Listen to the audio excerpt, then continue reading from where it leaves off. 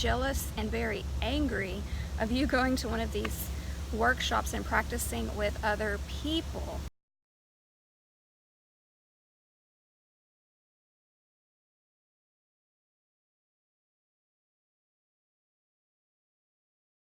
Today's video, I know a lot of Tantra teachers aren't going to like, because I'm going to talk about going to workshops and what most workshops require people to do, or most like Tantra yoga classes, how that works for me, and especially how it works for like LGBTQ people, or even people in marriages. Or how do you feel about your girlfriend or your wife, spouse, husband going to these workshops alone or even together and having to participate? My first thing is for my own personal experience going to Tantra workshop. You're going and you are required to participate with other people. Now, it's fully clothed. At least the ones I've been to are all fully clothed.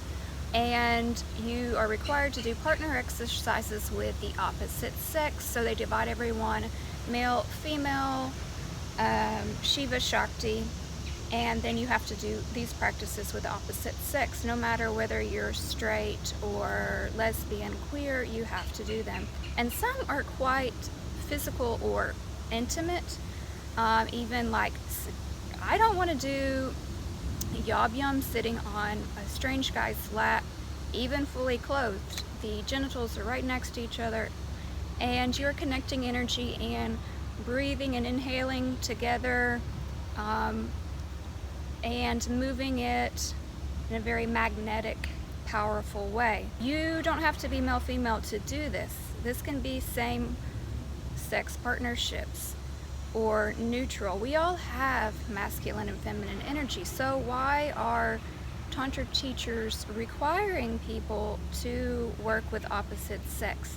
And I get that it's easier to control the numbers, like they have 20 men, 20 women, but another thing is like, and I've experienced that, where you're in a relationship and the person you're in a relationship gets very jealous and very angry of you going to one of these workshops and practicing with other people. And I've enjoyed them as well, like really great experiences and puja ceremonies.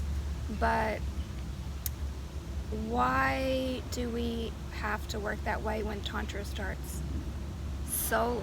I've talked to a couple teachers I know that teach this way, friends, and they claim, oh, well, I get it because I've been with women, whatever that means. I don't think they're going to understand what it's like to be a fully person that does not want to do anything with the opposite sex, and then require them to do these intimate, sensual, or sexual energy practices.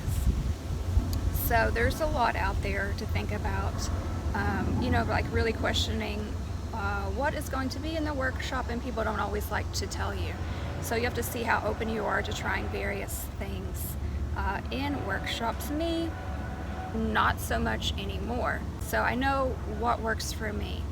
And of course the most authentic would be, finding your teacher and learning under them, and like really probably going to India and learning under someone. Or like went to India, but I study now mostly online, and I'm able to get lessons via email. So you can do that. But, or I have a program online too.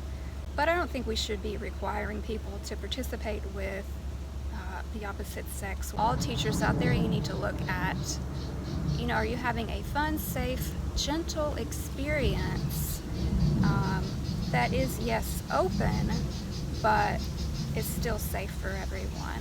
So I don't agree with making me and other people do that.